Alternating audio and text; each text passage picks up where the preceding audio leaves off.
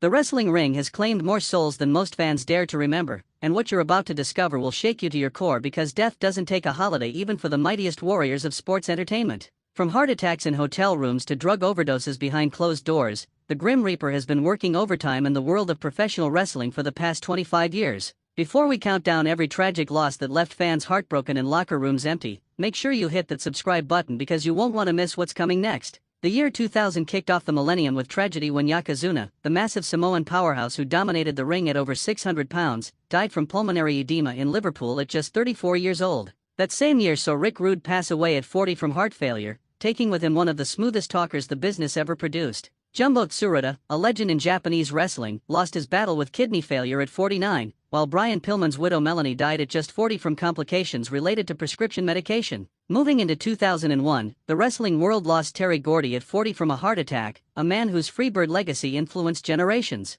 Dale Hay passed away from suicide at 34, showing the dark mental toll this industry extracts. Chris Candido's girlfriend Tammy Lynn Sytch was involved in his life when he died in 2005, but Terry Gordy's death in 2001 marked another chapter of pain. The year 2002 brought devastation when British bulldog David Boy Smith died from a heart attack at 39 in British Columbia. Wahoo McDaniel succumbed to kidney failure and diabetes at 63, ending the career of a legitimate tough guy who played professional football before wrestling. Randy Anderson, a respected referee, died from a brain tumor at 45. Then came 2003, and with it one of the most shocking deaths in wrestling history. Miss Elizabeth, the first lady of wrestling who captured hearts as Randy Savage's manager, died from acute toxicity at 42 in Florida. Freddie Blassie passed away from heart and kidney failure at 85, taking decades of wrestling knowledge with him. Stu Hart, the patriarch of Canada's most famous wrestling family, died at 88 from pneumonia, leaving behind a legacy that shaped the industry forever. Crash Holly died from choking on his own vomit after taking muscle relaxants at 32, a grim reminder of how quickly things can go wrong. The year 2004 saw Big Boss Man Ray Traylor die from a heart attack at 41 while working for the independent circuit. The wrestling community mourned, but the deaths kept coming without mercy or pause.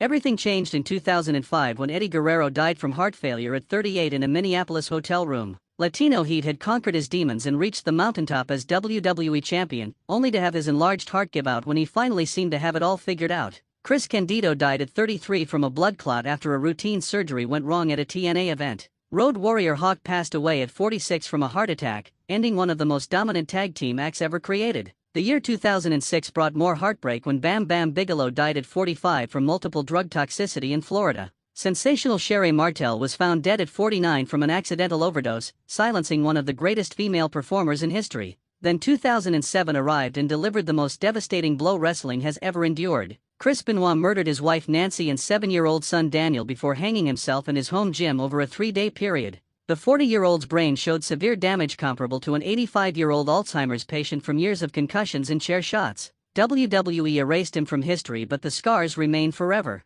Bryan Adams died at 44 from an accidental drug and alcohol combination. Bad News Brown passed away at 63 from a heart attack. The deaths continued in 2008 when Test Andrew Martin died at 33 from an accidental overdose in Florida. Killer Khan passed away at 61. Omega died at 36 from a heart attack after toxicology revealed multiple drugs in his system. The Samoan Bulldozer's WWE career had ended just months earlier. Mike Graham committed suicide in 2009 at 56 with a self-inflicted gunshot wound. Andrew Test Martin had already passed the year before, but the losses kept mounting as families buried sons, brothers, and fathers who gave everything to entertain. The year 2010 brought Luna Vacon's death at 48 from an accidental drug overdose. Lance Cade died at 29 from heart failure caused by a drug interaction. Jewel Nile passed away at 35. Randy Savage, the Macho Man himself, died in 2011 at 58 from a heart attack while driving, crashing his vehicle in Florida. His death sent shockwaves through wrestling because he seemed invincible, always the same intense superstar with the raspy voice and colorful jackets.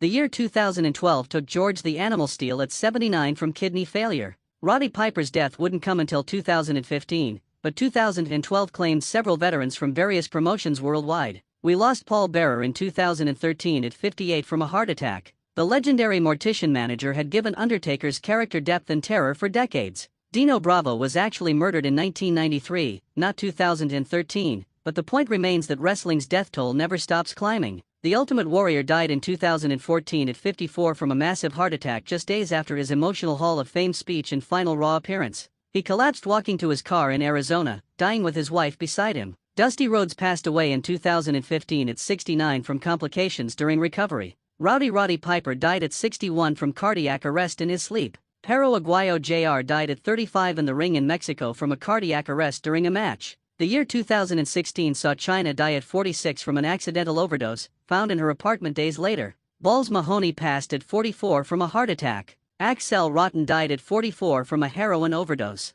Rosie died in 2017 at 47. Jimmy Snuka passed at 73 while facing murder charges. Nicole Bass died at 52 from complications. Brian Christopher Lawler committed suicide by hanging in 2018 at 46 while in jail. Brickhouse Brown died at 57. Jim Neidhart passed at 63 from a fall. The year 2019 claimed Ashley Massaro at 39 from suicide by hanging years after leaving WWE. Harley Race died at 76 from lung cancer, ending the life of one of the toughest world champions ever crowned. Rocky Johnson died in 2020 at 75 from a blood clot, leaving his son Dwayne to mourn. Pat Patterson passed at 79 from liver failure. Road Warrior Animal died at 60 from natural causes. Paul Orndorff died in 2021 at 71 from dementia. New Jack passed at 58 from a heart attack. Bobby Eaton died at 62. Scott Hall died in 2022 at 63 after life support was removed following complications from hip surgery. Bray Wyatt shocked everyone by dying in 2023 at 36 from a heart attack caused by COVID complications, leaving behind young children and unfinished business. The year 2024 took several international stars and independent workers. Ole Anderson died at 81. Sid Vicious passed at 63 from cancer. Virgil died at 61 from complications. And now in 2025, the losses continue as wrestling never stops moving forward even as it buries its heroes. Every year adds new names to a list nobody wants to keep writing. If this journey through wrestling's darkest timeline showed you something you never knew, hit that subscribe button and share this with every wrestling fan who needs to remember that behind every character was a real human being whose family still grieves their absence.